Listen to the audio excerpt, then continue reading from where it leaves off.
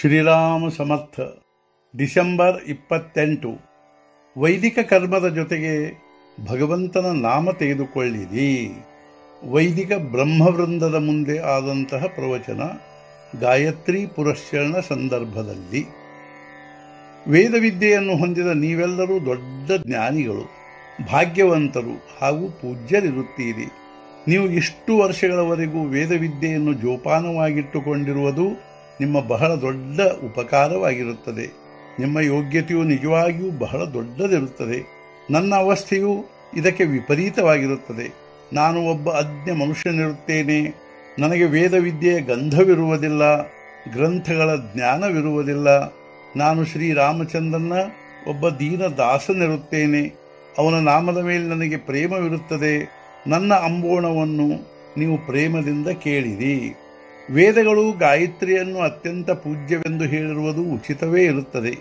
ಏಕೆಂದರೆ ಗಾಯತ್ರಿ ಉಪಾಸನೆಯಲ್ಲಿ ವಿಲಕ್ಷಣ ಸಾಮರ್ಥ್ಯವಿರುತ್ತದೆ. ಗಾಯತ್ರಿ ಉಪಾಸನೆ ಮಾಡುವ ಮನುಷ್ಯನಲ್ಲಿ ನಿಜವಾದ ವೈರಾಗ್ಯ ಹಾಗೂ ಪಾವಿತ್ರ್ಯಗಳು ಇರಬೇಕಾಗುತ್ತವೆ. ಮೊದಲಿನ ಋಷಿಗಳು ಜನಸಮುದಾಯದಿಂದ ದೂರವಿರುವ ಅರಣ್ಯದಲ್ಲಿ ಆಶ್ರಮ ಕಟ್ಟಿಕೊಂಡು ಇರುತ್ತಿದ್ದರು. ಕಂದಮೂಲವೇ ಅವರ ಆಹಾರವಾಗಿರುತ್ತಿತ್ತು. ಇಂದ್ರಿಯ ಸಂಯಮವೇ ಅವರ ಮುಖ್ಯ ಆಚಾರವಾಗಿರುತ್ತಿತ್ತು. ಸತ್ಯವೇ ಅವರ ವಾಣಿಯ ಭೂಷಣವಾಗಿರುತ್ತಿತ್ತು. ಕಾಮ, ಕ್ರೋಧ, ಲೋಭಗಳನ್ನು ಜಯಿಸಿದ ವಿರಕ್ತ ಋಷಿಗಳು ಗಾಯತ್ರಿ ಉಪಾಸನೆ ಮಾಡಲು ಯೋಗ್ಯರಾಗಿದ್ದರು. ಆದರೆ ಈಗ ಕಾಲವು ಬದಲಾಗಿರುತ್ತದೆ. ಋಷಿಗಳು ಯಾವ ಪ್ರಕಾರದ ಜೀವನ ಬಾಳಿದರೋ ಅದರಲ್ಲಿ ನಮ್ಮ ಹತ್ತಿರ ಈಗ ಏನೂ ಉಳಿದಿರುವುದಿಲ್ಲ.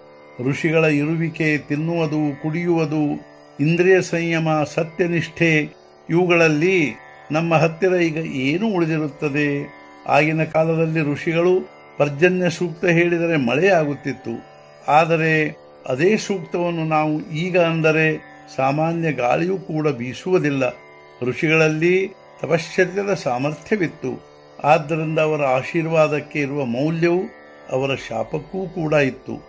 ಋಷಿಗಳಲ್ಲಿ ಜೀವನದ ಬಗ್ಗೆ ಹಿಂದೆ ಇದ್ದ ನಿಷ್ಠೆಯು ಈಗ ಪೂರ್ಣ ಬದಲಾಗಿ ಹೋಗಿದೆ. ಸದ್ಯದ ಪರಿಸ್ಥಿತಿಯು ಹೇಗಿರುವುದೆಂದರೆ ಜನರಲ್ಲಿ ವೈದಿಕ ಕರ್ಮಗಳ ಮೇಲಿರುವ ಶ್ರದ್ಧೆಯು ಮೊದಲಿನಂತೆ ಉಳಿದಿರುವುದಿಲ್ಲ. ಹಾಗೂ ವೈದಿಕ ಕರ್ಮಗಳು ಯಥಾಸಾಂಗವಾಗುವುದು ಕಠಿಣವಾಗಿರುತ್ತದೆ.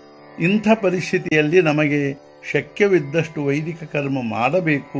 ಆದರೆ ಚಿತ್ತಶುದ್ಧಿಯಾಗುವುದಕ್ಕಾಗಿ ಸಂಪೂರ್ಣವಾಗಿ ಅವುಗಳ ಮೇಲೆ ಅವಲಂಬಿಸಿಕೊಂಡಿರಬಾರದು.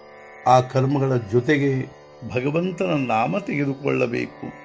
ಸದ್ಯದ ಪರಿಸ್ಥಿತಿಯಲ್ಲಿ ಸಂಯಮದ ಬಂಧನಗಳು ಕಳಿಸುತ್ತಾ ಹೊರಟಿರುತ್ತವೆ.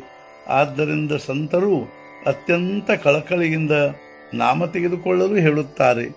ನಾಮವು ಆಗಂತುಕವಾಗಿರುವುದಿಲ್ಲ.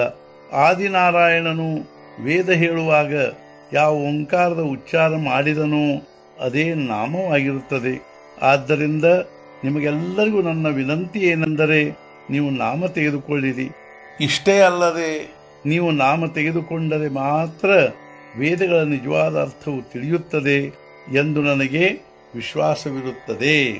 ಹಿಂದಿನ ಮುಖ್ಯ ವಿಚಾರ, ವೈದಿಕ ಕರ್ಮಗಳಿಗೆ ಆಹಾರ ವಿಹಾರದ ಬಂಧನವಿರುತ್ತದೆ.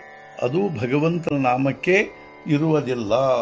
ಸದ್ಗುರುನಾಥ ಮಹಾರಾಜ್ ಕಿ ಜೈ. ಜೈ ಜೈ ರಘುವೀರ ಸಮರ್ಥ.